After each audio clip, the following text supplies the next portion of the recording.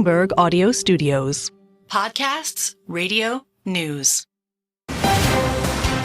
You're listening to the Bloomberg Balance of Power podcast. Catch us live weekdays at noon Eastern on Apple CarPlay and Android Auto with the Bloomberg Business app. Listen on demand wherever you get your podcasts or watch us live on YouTube. Keeping us up to date on the news on this Monday, that it's flying thick and fast, and of course was flying fast over the weekend, including the shockingly expeditious movement of HTS, a designated terrorist organization by the U.S., yes, that successfully was able to oust the regime of Bashar al-Assad in Syria. He, of course, has now taken refuge in Russia with his family, leaving something of a power vacuum in the Middle East, which is giving some concern to this Biden administration in its final weeks with him in the Oval Office. He actually addressed the fall of Assad from the White House just yesterday. At long last, the Assad regime has fallen. This regime brutalized and tortured and killed literally hundreds of thousands of innocent Syrians. The fall of the regime is a fundamental act of justice. It's a moment of historic opportunity for the long-suffering people of Syria to build a better future for their proud country. It's also a moment of risk and uncertainty. As we all turn to the question of what comes next. That's where we start our conversation with Courtney McBride, Bloomberg national security reporter, who had a busy weekend covering all of this, and we're lucky to have at the table with us now. Courtney, it's good to see you. As the president talks about both sides of this equation, how's the administration balancing what it sees as an opportunity, to use his word, but also a time of heightened risk? Well, I mean, lots of analysts are warning of the potential risks, and the administration and the incoming Trump administration, similarly, I think are taking something of a wait-and-see approach. The U.S. forces that are in Syria are very focused on the counter-ISIS mission, and really staying away from this HTS-led assault on Damascus and the downfall of Assad. But as you mentioned, ISIS, the U.S. wasted no time yesterday in striking targets within central Syria, meant it targeting specifically the Islamic State. Should we expect that to continue? I mean, to the extent that U.S. forces see that there's an opportunity and a need for that, I think we certainly should expect those strikes to continue. Some have suggested that they should, in fact, ramp up the mission, and that is a potential opportunity for President Trump when he takes office in January. But he and his incoming administration have signaled that they do not want to get further entangled in a conflict in the region. Israel was quick to move troops into what they called a buffer zone to cross the border. You've got a lot of parties with their own interests. Is the U.S. working with Israel on this, or does Benjamin Netanyahu have his own agenda that doesn't involve the White House at this time? Well, he keeps his own counsel, I would say, but certainly Israel is working to consolidate potential gains against Iran, which had backed the Syrian regime, and like Russia has been distracted and perhaps allowed the rebel forces to move as quickly as they did. The U.S. and Israel are obviously close allies, but I think each country is certainly pursuing its own national security interests, though they may intersect. Well, and Israel, of course, has been pursuing its interests in its conflict with Hezbollah that now is in a temporary, for now, ceasefire agreement in Lebanon, bordering Syria. What are the implications to that ongoing conflict, knowing Hezbollah was being a supportive force for Assad's forces until it was materially weakened by Israel's offensive? Sure.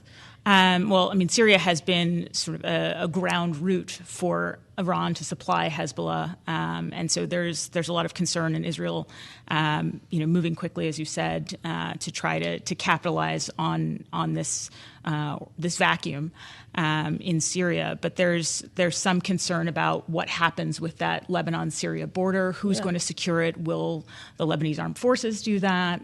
Assad had kept it open to allow for some of that resupply. So that is one of many areas that are going to be a key focus. Russia has an important naval base on the Mediterranean. What happens to it? That remains to be seen. I mean, the Kremlin spokesman Dmitry Peskov suggested that negotiations, may be ongoing with whoever ends up taking power.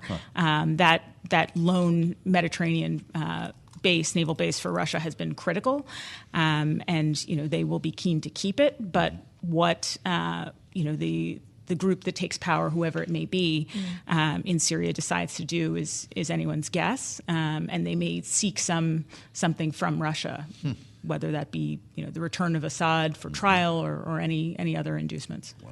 All right, whoever it may be, we have yet to find out. Bloomberg national security reporter Courtney McBride, thank you so much for joining us. And we want to get more insight now from someone who knows this region incredibly well. Retired Lieutenant General Ben Hodges is back with us here on Balance of Power on Bloomberg TV and radio. He's former commanding general of the U.S. Army in Europe and Supreme Allied Commander, but also a veteran of the wars in Afghanistan and Iraq. General Hodges, thank you so much for coming back. It's great to have you, sir.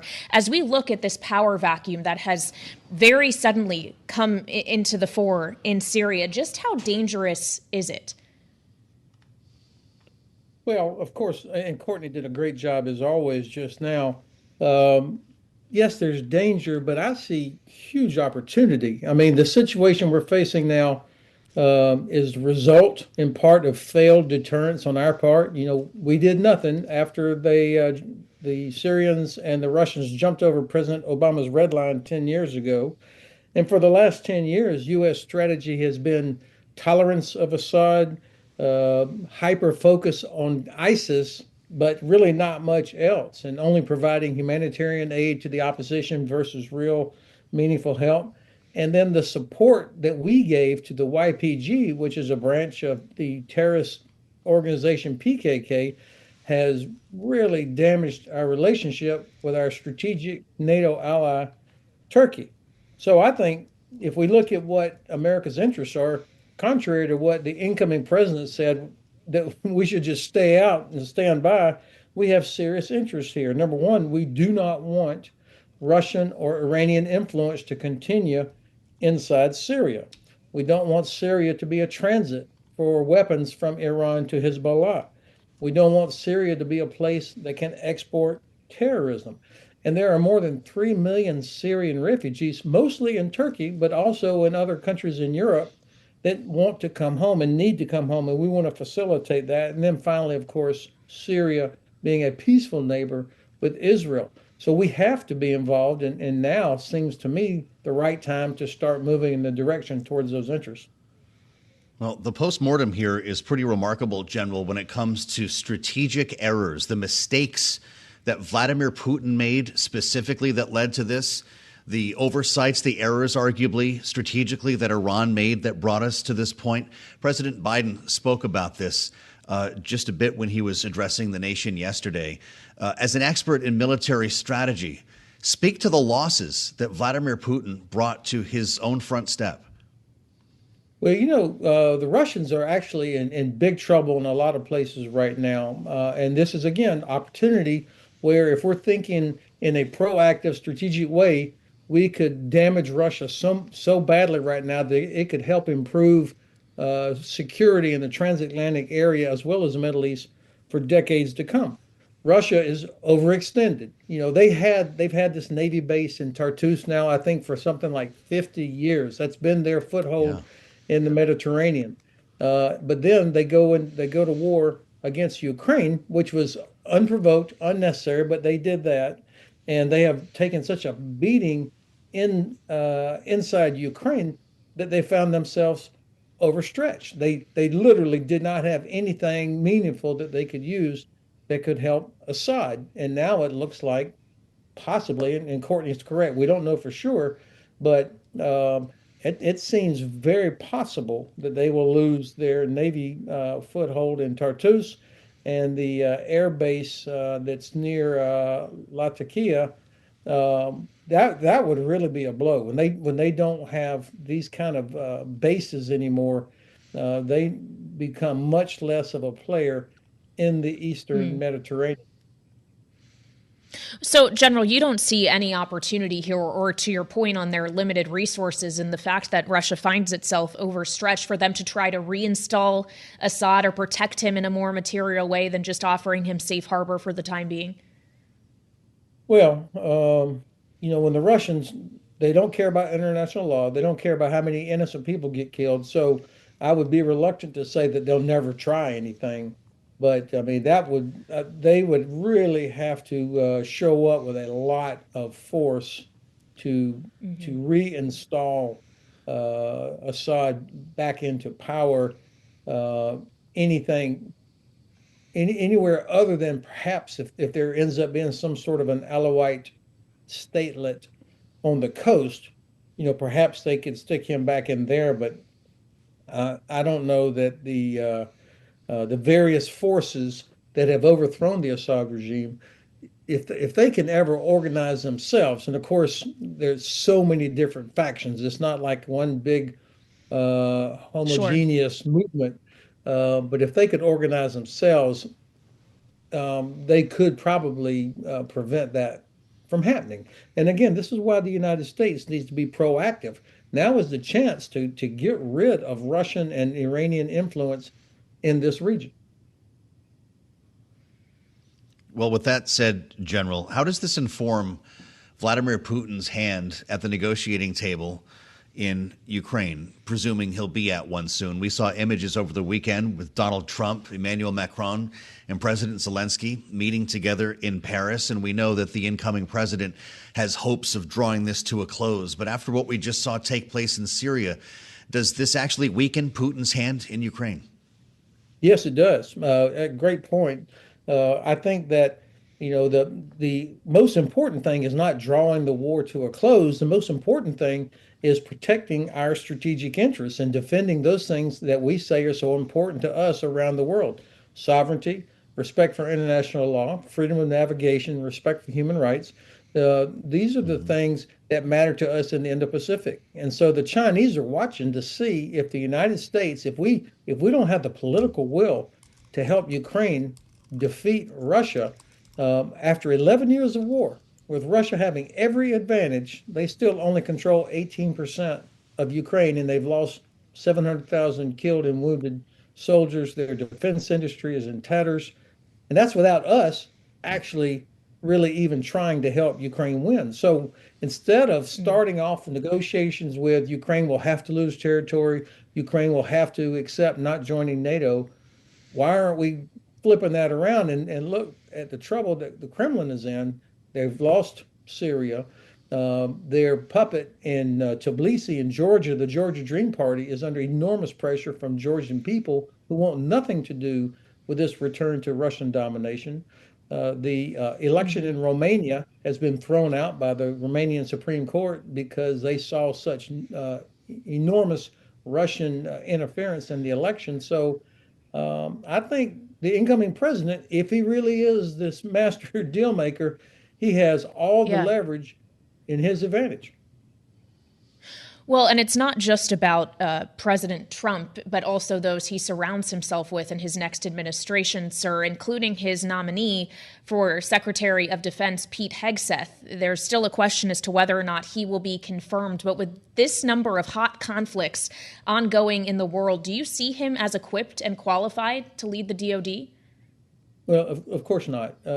Look, just keep in mind that what's happening in the Middle East right now is only one of several huge strategic problems that the United States and our allies face. We have China that we've already talked about. We have Ukraine, Russia, and Europe that we're talking about.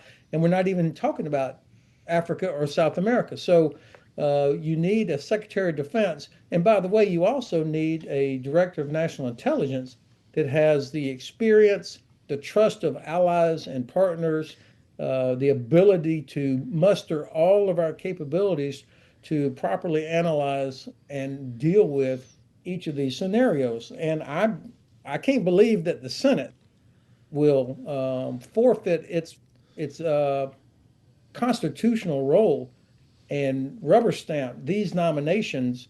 I can't believe that they think this is the best the Republican Party can do to fill these two critical agencies or departments. And, when the nominee for Secretary of Defense says kill all Muslims, that's going to be a problem when he's dealing with our Turkish allies or trying to work with our allies and partners in the Middle East. And not to mention that there are tens of thousands of Muslim soldiers in the United States military. And of course, his problem with women serving in combat is also a real problem for me. I mean, my God, we have thousands of women that perform important combat duties, aircraft, infantry, submarines.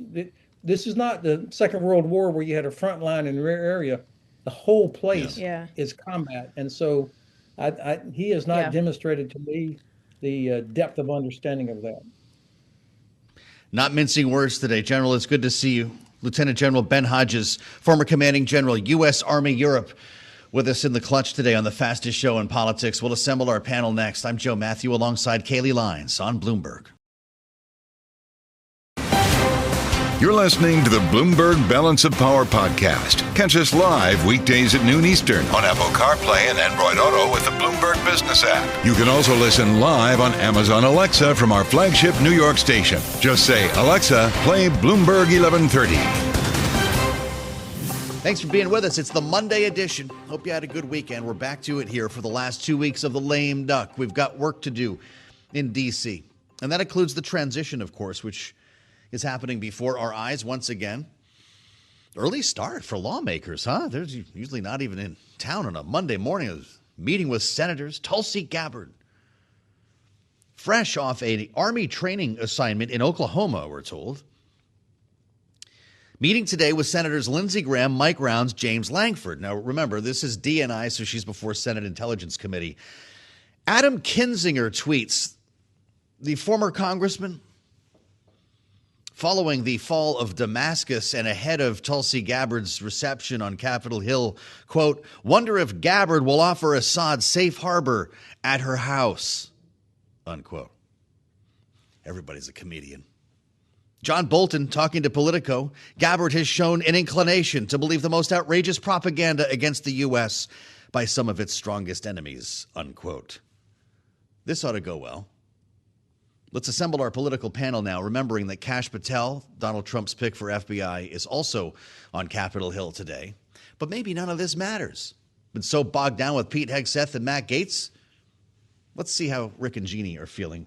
Bloomberg Politics contributors Jeanne Zaino, Senior Democracy Fellow with the Center for the Study of the Presidency and Congress. Rick Davis, partner at Stone Court Capital. Great to see you both here.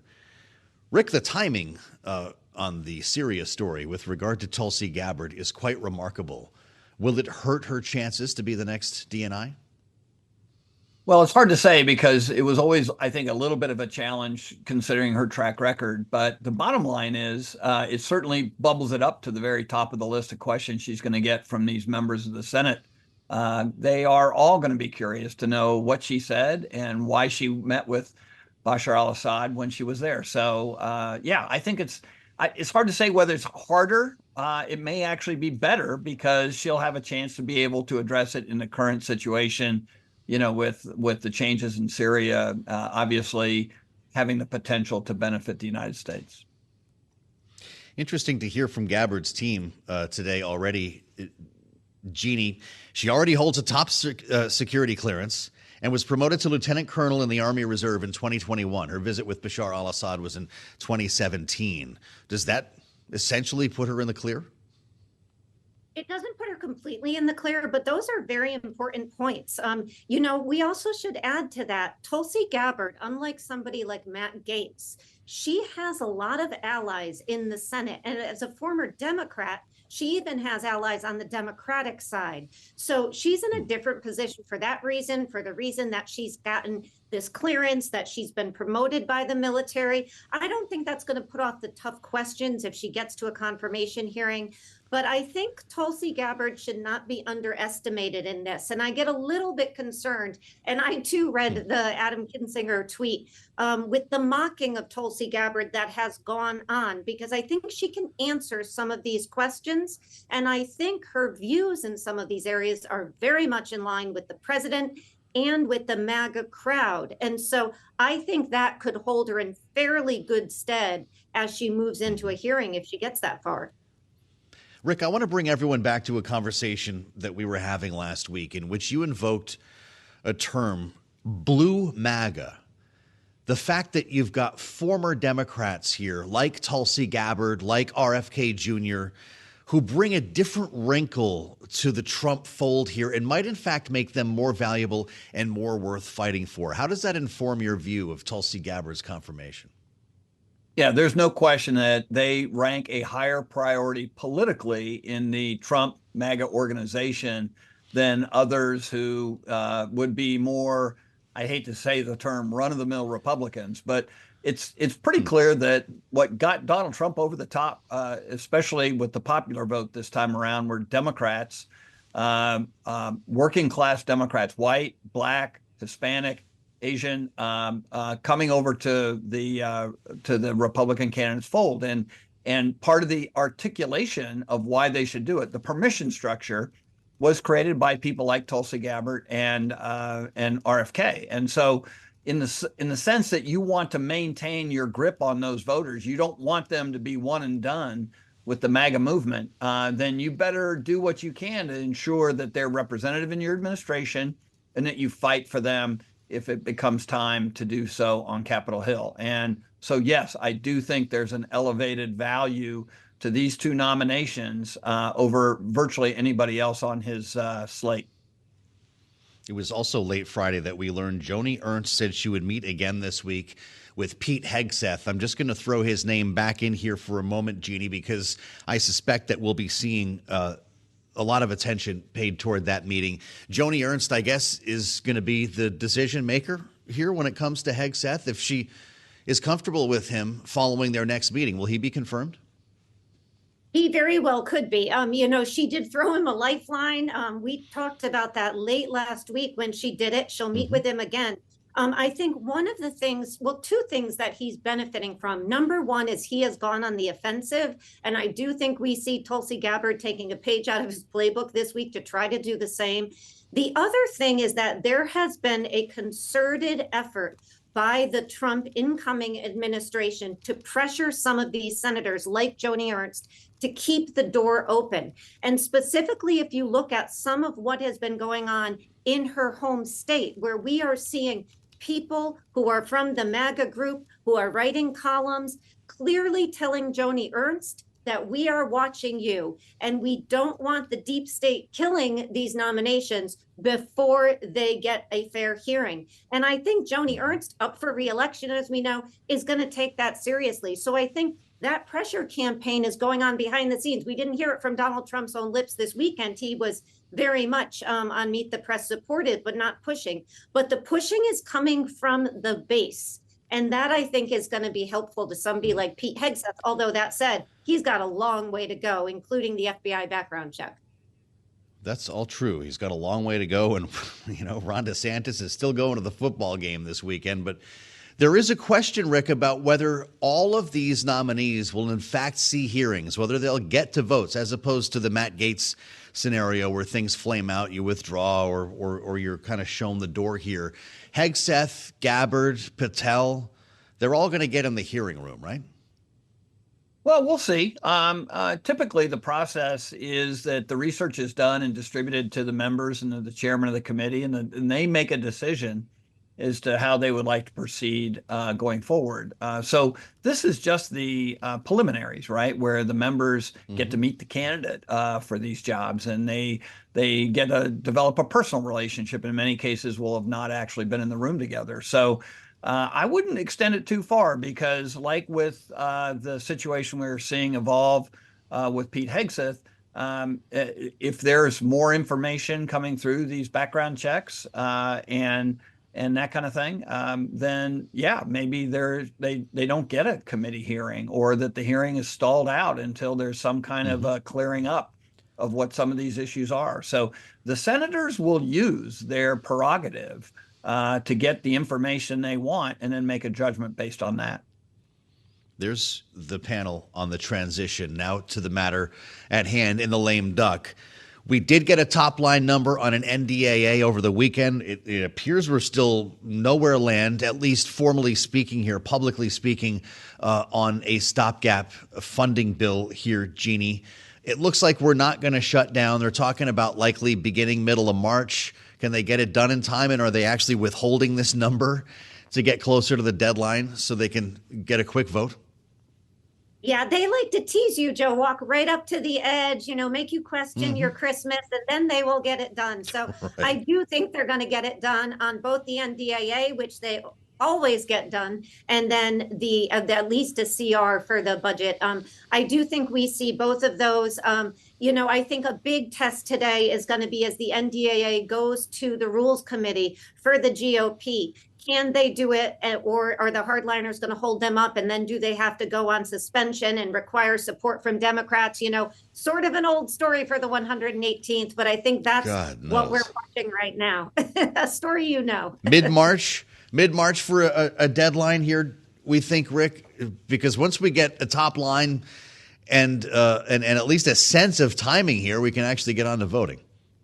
Yeah, it's pretty clear they're going to jam this thing through at the last minute. They don't want a lot of debate. This was not a muscular group of House members, especially, nor the Senate, who wanted to get a lot of things done during the lame duck. So that's why I think you're going to see a little bit of foot dragging around distributing the information that needed. Senate got the number they wanted out of the NDAA, so that can now green light move forward. But I don't think the House leadership wants any rancor associated with this budget. And so they'll stick an end date on it, and they'll put a top line number on it and jam it through at the last minute. I don't think you're going to see a debate on this at all. The NDAA must pass, typically not very controversial, Jeanne, but in this case, there's language in the bill restricting some options for transgender youth, which I read is potentially making it difficult for some Democrats. Is this a real story? Could it hold up passage of the bill, or is this something to talk about in the meantime? I think it's something to talk about. I think both sides realize this has to get done, but this is what happens when a Congress can only, or the congressmen and women can only count on one bill passing. It's sort of that Christmas tree. Everything gets put in it, and that can then in the end hold up that bill. I do think this will get addressed, but it is unfortunate because as I'm just listening to you and Rick, what happened to the 118's commitment to regular order? If we don't have debate on the budget resolution, they just push it through. The NDAA, people are trying to put these little ornaments on it. We've got to get to a point of regular order at some point, hopefully in the next Congress, although I'm not holding my breath. You're just trying to make Rick smile. I know your strategy here. Jeanne, Zaino, and Rick Davis. Yes, regular order, something maybe we'll get to in the next Congress. You're listening to the Bloomberg Balance of Power podcast. Catch us live weekdays at noon Eastern on Apple CarPlay and Android Auto with the Bloomberg Business app. Listen on demand wherever you get your podcasts or watch us live on YouTube. And one of the biggest stories right now in politics is, of course, what's happening in Syria. People keep asking, where's Joe Biden? We haven't seen so much of him since the election. He did address the nation about this whole issue yesterday. Remembering, we talked about this each day last week. It started on Monday after a wild advance a week and a weekend ago from this group HTS. They were moving ever closer to Damascus, and we heard a lot of experts question whether Vladimir Putin would allow them to get there. Damascus, of course, fell over the weekend. Bashar al-Assad back out of the country. He has moved into Moscow full time. And there are big questions about what happens to the power vacuum in Syria, something that President Biden spoke about yesterday. Listen. At long last, the Assad regime has fallen. This regime brutalized and tortured and killed literally hundreds of thousands of innocent Syrians. The fall of the regime is a fundamental act of justice. It's a moment of historic opportunity for the long-suffering people of Syria to build a better future for their proud country. It's also a moment of risk and uncertainty. As we all turn to the question of what comes next. That is why, of course, the president announced that U.S. forces had hit Islamic State camps and operatives in Syria. We had a lot of material in the air over the weekend. 75 targets using B-52s, F-15s, A-10 warplanes. The United States was busy. As we consider the next steps there, Michael Allen is with us in studio, Managing Director, Beacon Global Strategies, and, of course, an authority on the region, former Special Assistant to President George W. Bush in the national security sector. It's great to see you. Welcome back, Thanks sir. for having me. You saw this coming once this group started rolling. I just want to back up a little bit, though. When we talk about this group, HTS, this is a former portion of al-Qaeda, a former syndicate of al-Qaeda. Should we think of them as terrorists or not? So I think we should until we can disprove it otherwise, because since the Syrian civil war started, let's say in 2012, 2013, we noticed how many al-Qaeda and ISIS-affiliated groups were growing in the ungoverned spaces of Syria. HTS, which of course is a successor to al-Qaeda and al-Nusra, they're somebody we need to worry about. And so we should assume they do not have our best interests at heart until we can see otherwise. They're trying to rebrand themselves, if you will, right now by saying that they want to work with the different factions in the country, but I'm kind of skeptical. Okay. The conventional wisdom is and has been that a weakened Putin overextended in Ukraine and a weakened Iran arguably overextended in Israel is the reason why this happened, suggesting Bashar al-Assad had nothing on his own, a house of cards that fell without his two big brothers. Is that fair? I think it is fair. I think Iran is back on its heels. You know, their entire prestige and influence and clout in the region is related to their ability to project power.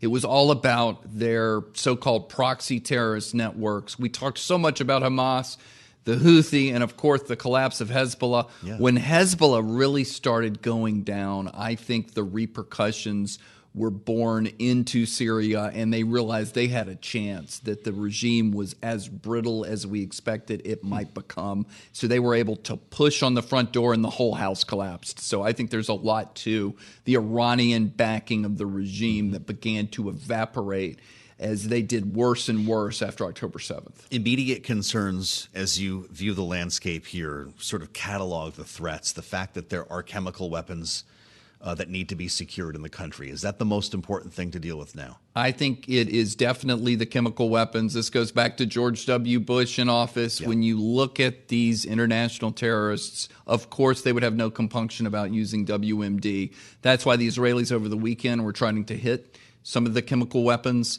plants. That's why the United States, by the way, tried to degrade ISIS over the weekend, as you just said in your intro. So there is a lot going on. And the Israelis have secured a buffer zone, and they're also bombing Hezbollah forces as they retreat back to Lebanon. So we have a lot of interest in what's going on now. I know our intelligence community is watching it very closely, and I would expect more kinetic action in the weeks to come. Why this buffer zone? And is Israel, can we presume, working with the U.S. on that? I think they've let us know what they're doing, but I don't think they got permission. I believe that when they look at the geography and the Golan Heights and the other elevated areas beyond that, they said the better part of prudence is for us to get there. Netanyahu, for him, was kind of conciliatory about it this weekend. He said it's temporary and we'll work with you in the future, but he was justifying being there as in Israel's interest. But this is a don't ask permission kind of a move. Absolutely. It sounds like. Russia has a naval base, a very important naval base on the Mediterranean. Will they lose it? It looks like it. You know, we've seen That's a massive loss. It's a massive loss for them. During the Obama years, when Russia introduced itself into the region, they went straight for this naval base at Tartus. A lot of us lamented that now Russia could extend its influence into the Middle East. But I think they're weaker, not just because of Ukraine, but they realized that they don't have as solid of interests in Syria with Assad on his way out the door. We have to have these reports confirmed. We're seeing pictures and satellite imagery that they may be evacuating fully, and I wouldn't be surprised that that gets confirmed this Incredible. week. So Russia loses a massive naval port. Yes. Iran loses a land bridge. Right. How does it get material to Hezbollah, to its syndicates, without Syria being there? It's going to be tougher and tougher going forward for them to Can be it able carve to out do a path this. with this new government? I If doubt I can it. call it a government? Because even though HTS is no friend of the United States, they're saying one of our enemies is Iran and Hezbollah. So I think and they're not even calling us an enemy per se so far, but they're naming the other two. So I think they have a lot going with those two entities. I think if there's an ultimate understanding or modus vivendi to be worked out in the United States, it would be that our forces in southern Syria and maybe others would block that land bridge. By the way, and this is a great opportunity, and other people have written about it, what a great opportunity this is for Lebanon. And so I know that's on Israel's mind as well. What happens to U.S. allied Kurdish forces in Syria? That's the big question because, as you know, Donald Trump not once but twice indicated a willingness to sort of let that alliance go. Yeah. We tried, others, remember General Mattis tried to make the case that, it's the Kurds who are assisting us in the war on ISIS up in the north. So that's a big question going forward. You saw Trump's tweet, all caps. He doesn't want to stay involved very much, but we should be worried a little bit about the Kurds because they not only help us against ISIS, they're controlling a bunch of prison camps with a lot of ISIS terrorists in them. We don't want them to be degraded or these prisons to become into, let's call it a jailbreak situation. Well, so give me the big picture on this. You've spent a career in national security trying to prevent terrorism and fight with insurgencies to the extent of keeping the United States safe. This is a massive vacuum in the middle of a dangerous neighborhood where terrorism could be based against the Western world, including the U.S. Are our over-the-horizon capabilities enough to counter that? I don't think they are. I mean, one of the lessons from 9/11 was that in ungoverned spaces are indications that terrorists can thrive. They already had some external operations capability. I think that's what our obvious interests are now.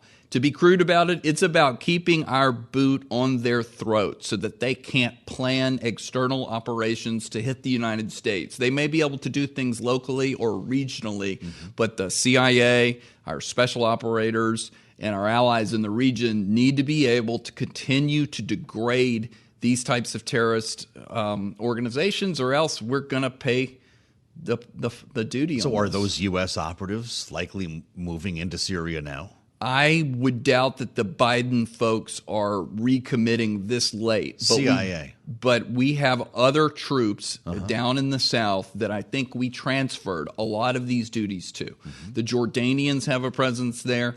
We have had a relationship with some friendly rebels, if you will, in the south. So I think we're probably already in touch and reactivating a lot of this. But a lot of this will come down to what President Trump's attitude will be. He famously, of course, prosecuted the case harder than it had ever been on ISIS in the first place. So that may be something that rises in his mind here in the coming weeks. In that ISIS could be reconstituted or strengthened in Syria. If we don't continue a sustained campaign to keep them down. No troops, though, no boots going in, based on at least what we saw from the president. I mean, I would even think that he would want to withdraw troops, perhaps get from the Americans region. who are but there we'll out. just have to see how it all goes down. We've just got 2 minutes left here.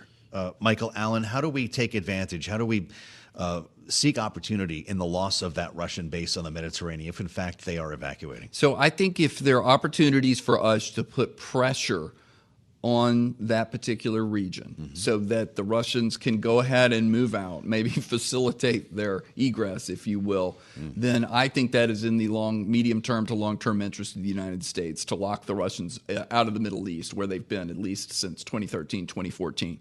So I think that should become an objective of the Biden administration as they're departing.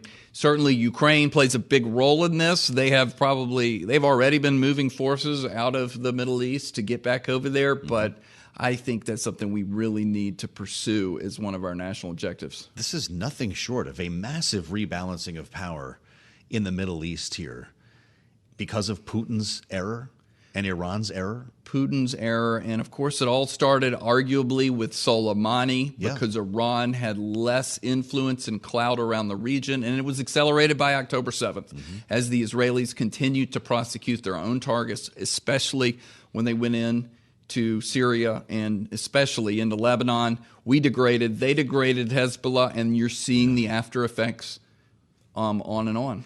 We're out of time. Is the world safer or not with what just took place in Syria? I want to say in the medium to longer term we'll be safer, but there's a dangerous period on us. Remarkable stuff. Michael Allen, great to have you back. Thank you. It's been some time. Beacon Global Strategies, and a great conversation always with Michael with his experience in the national security space.